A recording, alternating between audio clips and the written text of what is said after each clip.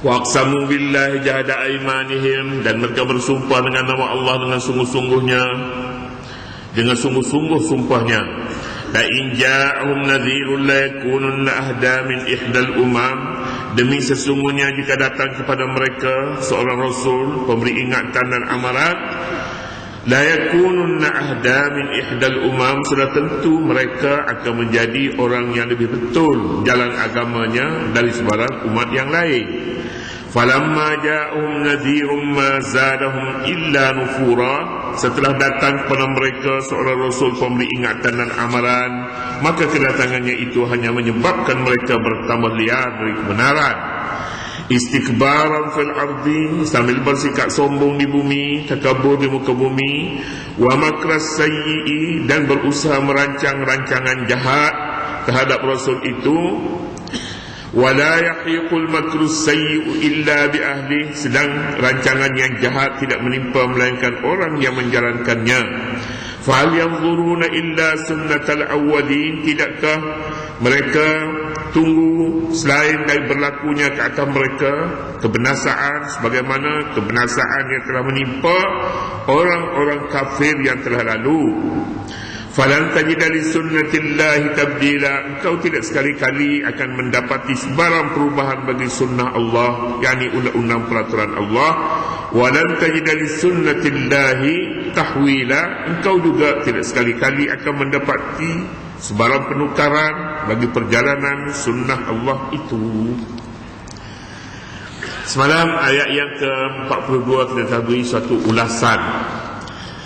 Ringkasnya, kaum Yahudi, ahli kitab yang terdiri daripada Nasara, kaum Yahudi dan orang Islam juga sepakat berazam untuk membuat suatu perubahan apabila Nabi baru dilantik. Orang Yahudi tidak berpuas hati dengan pimpinan Nabi Musa alaihissalatu wassalam. Orang Kristian juga mereka menunggu-nunggu kedatangan Nabi baru menggantikan Nabi Isa alaihissalatu wassalam yang sudah wafat sekian lama. Jadi dengan itu orang kafir ahli kitab mahukan Nabi yang disebutnya Nazir akan datang dan mereka akan beriman sepenuhnya kepada Nabi. Orang Arab juga menunggu-nunggu kedatangan Nabi itu.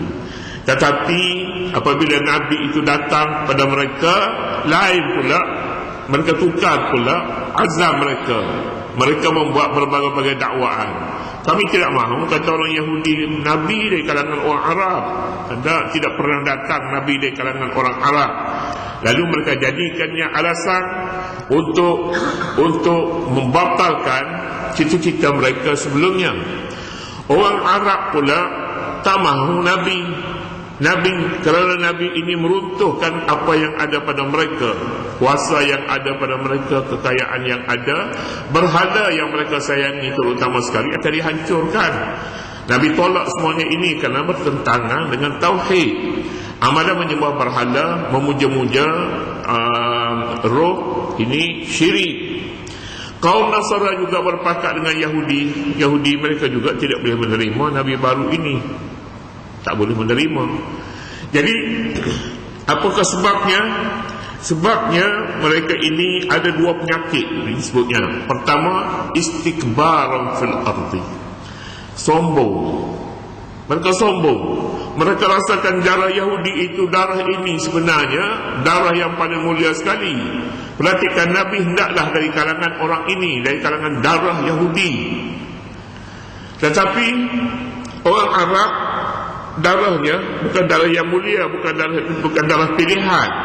Oleh demikian, Nabi tidak sepatutnya datang daripada orang Arab, harusnya Nabi dari kalangan orang Yahudi. Demikian juga orang Kristian. Mereka anggap kitab mereka yang mereka terima daripada Nabi Isa itu adalah cukup baik pula selepas itu. Dan ada pula Hawasi, penasihat ini, penasihat Nabi Isa alaihissalatu wassalam, yang disebut Hawari ini tidak jujur.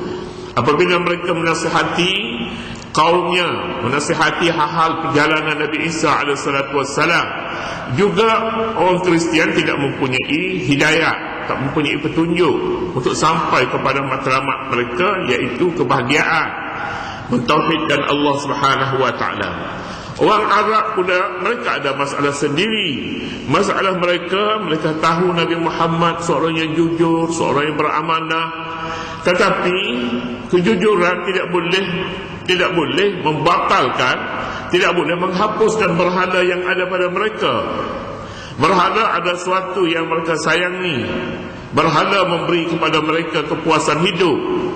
Oleh yang demikian, Nabi Muhammad tidak menarik kepada mereka. Ini semuanya namanya istikbar fil ardi, sombong, takabur di bumi ini. Takabur adalah suatu tanda kekufuran. Takabur, lebih-lebih lagi takabur itu sombong dengan Allah Subhanahu wa taala. Ayat sebelum ini menyatakan Allah menunjukkan bukti kekuasaannya. Kekuasaan Allah Subhanahu wa taala ialah memegang langit dan bumi. Langit dan bumi kita sebutnya seluruh alam ini dipegang oleh Allah Subhanahu wa taala. Bagaimana dipegang supaya tidak beralih daripada tempat asalnya. Bumi berada pada burujnya, demikian juga seluruh bintang-bintang yang berjuta-juta itu dipegang oleh Allah Subhanahu wa taala, tetap pada tempat masing-masing. Jika Allah Subhanahu wa taala tak pegang ni, terlepas akan menjadi huru-hara seluruh alam ini, seluruh nujum, seluruh bintang. Huru-hara kerana lari daripada tempat masing-masing. Takdirnya lah manusia mempunyai idea untuk tarik balik bumi ini masuk dalam garisannya. Dia memerlukan tenaga yang sangat besar, memerlukan tali besi pintal itu beribu-ribu, berjuta-juta pula tali untuk ditarik bumi masuk ke dalam landasannya. Dan ini tidak mungkin sama sekali. Tenaga manusia terlalu kecil sebenarnya untuk menyentuh ciptaan Allah Subhanahu wa taala. Semua barang-barang yang ada dalam alam ini, dalam jagat raya ini, kepunyaan Allah Subhanahu wa taala. Dia yang mencipta, dia yang mentadbir, dia yang memerintah padanya. Manusia tidak ada sesuatu pun yang boleh mereka cipta. Hatta seekor semut yang kecil pun manusia tak mampu menciptakannya. Bagaimana boleh mereka takabur dengan Allah Subhanahu wa taala? Namun manusia ini, yang Arabnya, juga orang Yahudinya, orang Kristiannya, sombong dengan Allah Subhanahu wa taala, istikbar dengan Allah Subhanahu wa taala. Mengapa mereka ini istikbar, sombong, takabur? Takabur tak boleh berhimpun dengan ubudiyah. Dia hamba, dia takabur dengan tuan hambanya, tuan masnya. Tak boleh hamba dia mesti ditendang sebab dia takabur. Hamba dia tak boleh derhaka kepada perintah tuan masnya, Allah Subhanahu wa taala. Tak boleh.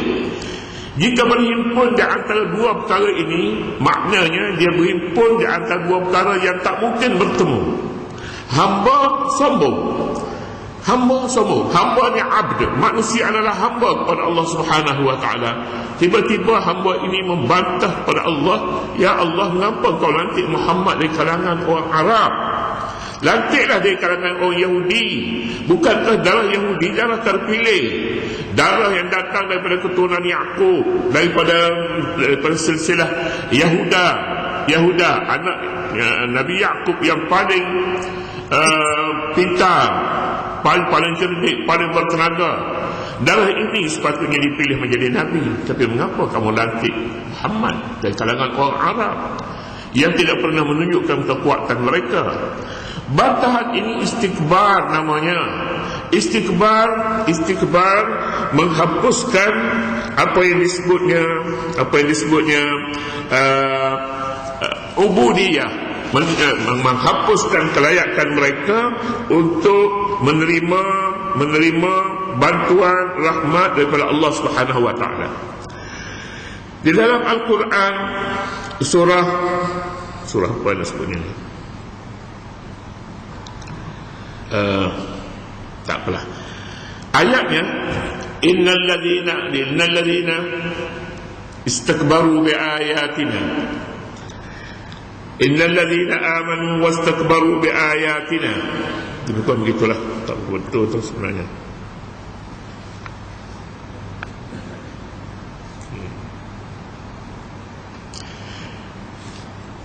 لا تفتح لهم أبواب السماء ولا يدخلون الجنة حتى يلج الجمل في سم الخياط وكذلك نجزي المحسنين. Orang-orang kafir, mereka bertakabur kepada ayat-ayat Allah, sama ada ayat yang dilihat ataupun ayat yang dibaca, ayat Al-Quran yang dibaca. Rahmat tidak akan diberi kepada mereka, pintu syurga tidak akan diberi. La tufattahu lahum abwabus sama, tak akan dibuka pintu rahmat daripada langit. Hatta yalijal jamalu fi sammil khiyar, hinggalah unta boleh masuk ke lubang jarum. Sammil khiyar, bila unta boleh masuk di lubang jarum, unta tak boleh masuk sama sekali. Al-Quran ingin menyatakan sesuatu yang mustahil sama sekali. Orang Yahudi mendapat pertolongan Allah, mendapat rahmat Allah. Orang yang membantah keputusan Allah, mereka mustahil mendapat pertolongan daripadanya, kecualilah kalau ada unta itu boleh masuk lubang jarum. Mustahil juga pertolongan rahmat pertolongan Allah diberi kepada golongan yang menentangnya. Tidak mungkin sama sekali. Hatta yalijal jamalu fi sammil khiyar. Allah Subhanahu wa ta'ala menerima amal saleh orang-orang yang beriman kepadanya dan tidak sombong, tidak takabur kepadanya. Segala amalan saleh mereka akan diangkat ke langit.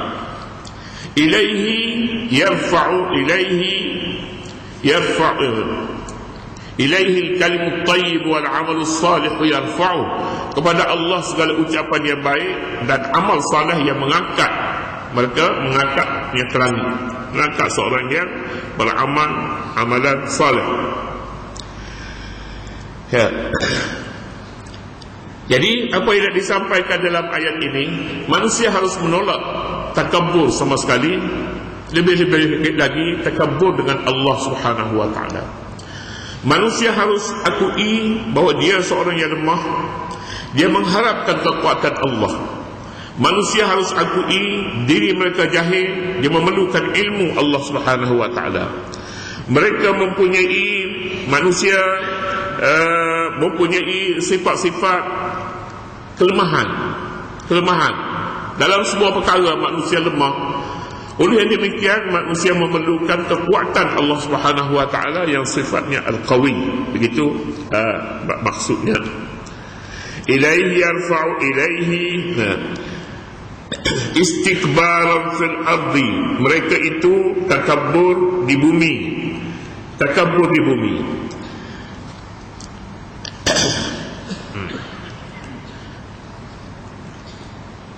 Takabur satu dosa yang sama dengan syirik.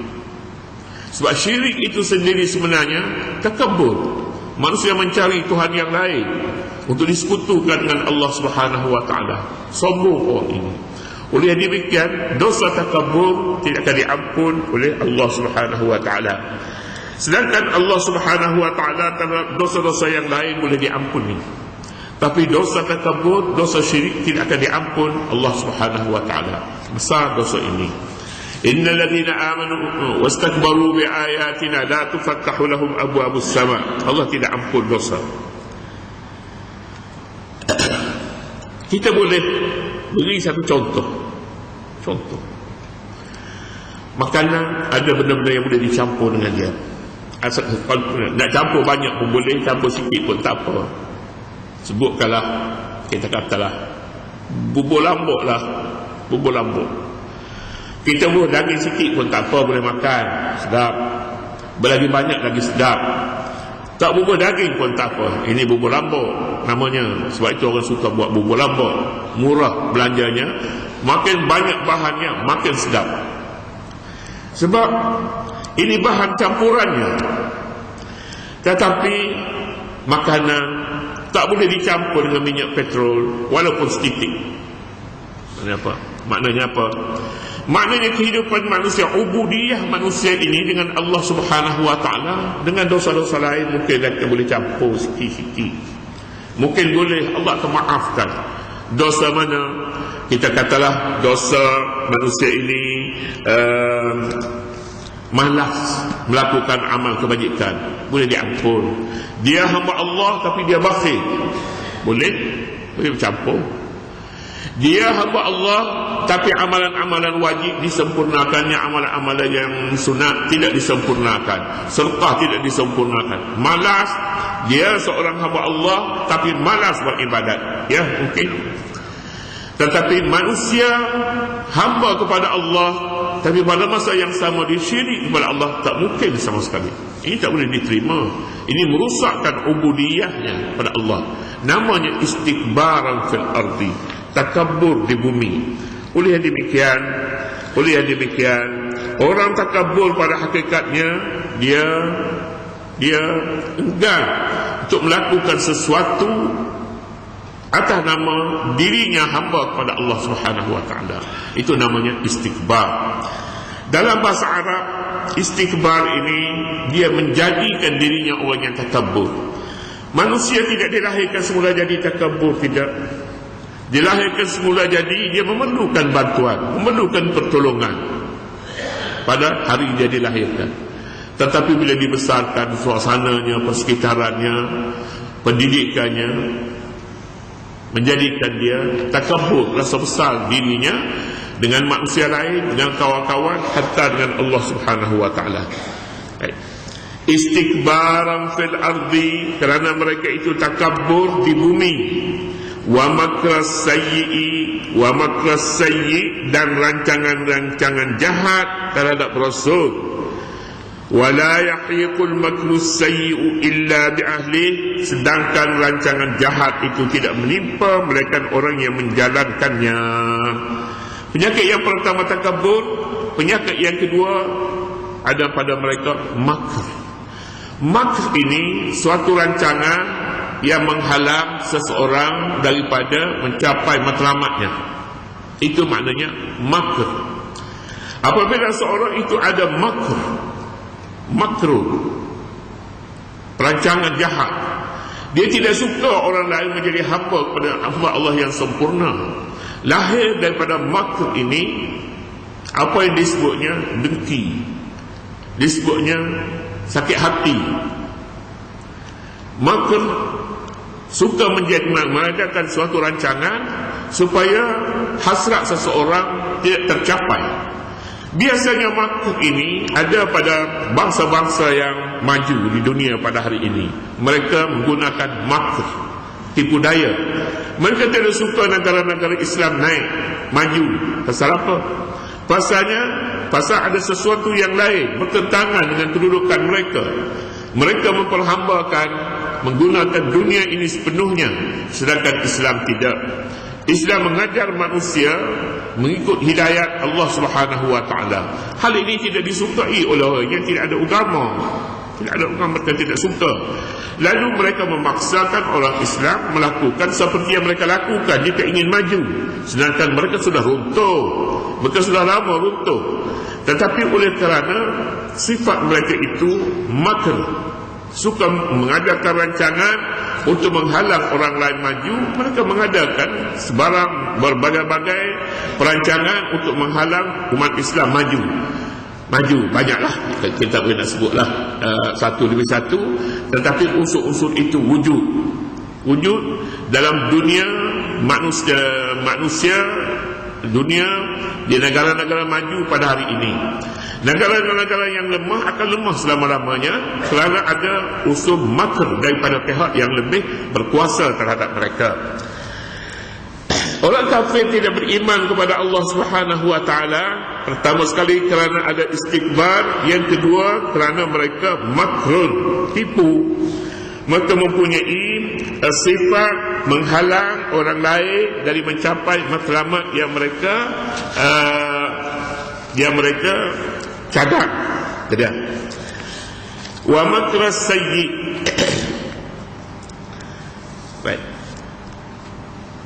wala yahiqul makru sayyi'u illa bi ahlihi, sedangkan rancangan jahat itu tidak menimpa melainkan terhadap orang yang menjalankan tipu daya itu juga. Ingat, di sini Al-Quran menyebutkan makr ini terbagi kepada dua. Tetapi di sini al-makrus sayyi, makrus sayyi rancangan jahat. Adakah rancangan tidak jahat? Rancangan Allah Subhanahu wa taala tidak jahat, tak ada yang jahat. Rancangan Allah Subhanahu wa taala, kalau boleh kita bandingkan, seorang doktor ingin merawat seorang kanak-kanak, katakanlah begitulah. Kadang-kadang ubat yang diberi itu berupa gula-gula. Ubat cacing dia buat ubat gula-gula. Kalau bagi ubat-ubat yang pahit ni pada budak kanak-kanak dia tak mahu, dia bagi gula-gula. Sebenarnya gula-gula itu ubat. Adanya gula-gula ubat yang ditukar pada gula-gula. Ini namanya makar. Doktor makar. Makar maknanya dia tipu. Dia tipu budak-budak ini supaya budak menerima jalan yang ditipunya, tapi penipuan yang baik dilakukan olehnya. Allah Subhanahu wa taala kadang-kadang dia makar manusia. Manusia mahu sehat selama-lamanya, tapi Allah timpakan penyakit. Namanya makar. Tapi penyakit yang ditimpa oleh Allah ke atasnya mempunyai suatu tujuan yang baik. Tujuannya supaya dosanya hapus. Dia ni semayang malas, semayang sunat malas, duha pun tak semayang, bertaubat pun tidak, dosanya banyak. Jadi macam mana untuk nak hapuskan dosa ini? Allah Subhanahu wa taala kenakan ujian terhadapnya. Kenakan ujian. Dia pilih-pilih makanan, rupanya makanan yang dipilih itu makanan yang banyak kuman. Oh, lalu dia sakit perut, lalu dia demam. Demam itu boleh menghapuskan dosanya. Mungkin dia ahli neraka, Allah Subhanahu wa taala tukarkan saluran itu untuk masuk pada saluran yang lain yang kira-kira pahit baginya. Tetapi akibatnya jalan yang dipilih oleh Allah itu baik baginya, tapi melalui makar, melalui suatu tipu daya. Tipu daya ini, tipu daya Allah Subhanahu wa taala semuanya baik. Jangan kita anggap ujian Allah terhadap manusia ada yang kesilapan di sana, ada sesuatu yang tak kena. Tidak, semuanya kena. Sebab Allah Subhanahu wa taala mempunyai matlamatnya sendiri, mempunyai hikmat sendiri di sebalik ujian yang menimpa manusia. Itulah yang disebutkan di sini, makar manusia semuanya buruk, dan keburukan itu akan menimpa diri mereka yang melakukan makar, yang melakukan penipuan. Wala yahiqul makru sayyi'u, sedangkan rancangan jahat tidak menimpa melainkan akan menimpa orang yang menjalankan rancangan jahat.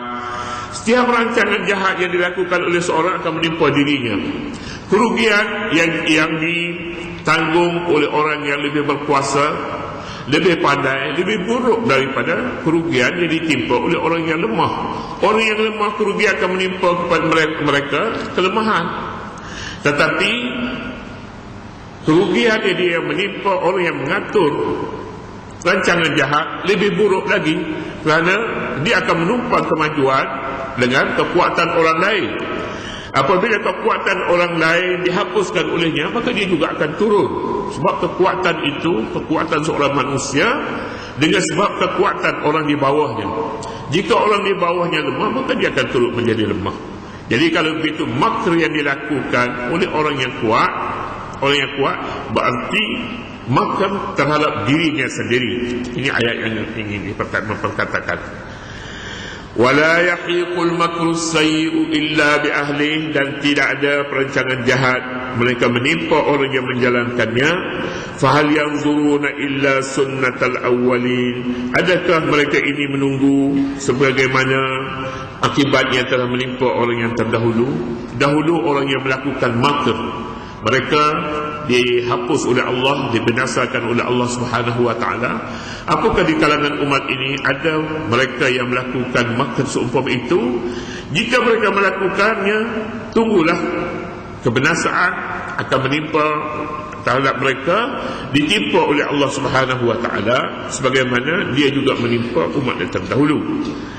Falan tajida li sunnatillahi tabdila walan tajida li sunnatillahi tahwila. Anda tidak akan menemui sebarang perubahan kepada sunnah Allah, dan anda juga tidak akan mendapati sebarang penukaran kepada sunnah yang telah ditentukan oleh Allah Subhanahu wa taala. Jadi makar ini dia tidak terkeluar daripada sunnatullah. Sesiapa yang melakukannya akan menimpa diri mereka sendiri. Ini bukan sekali, bukan satu kali pernah berlaku pada satu ketika dahulu, tapi sudah banyak kali berlaku. Ingatlah, ini satu sunnah Allah yang tidak akan berubah, tapi dia berubah masa, tapi tidak berubah hakikatnya. Seterusnya, awalam yarau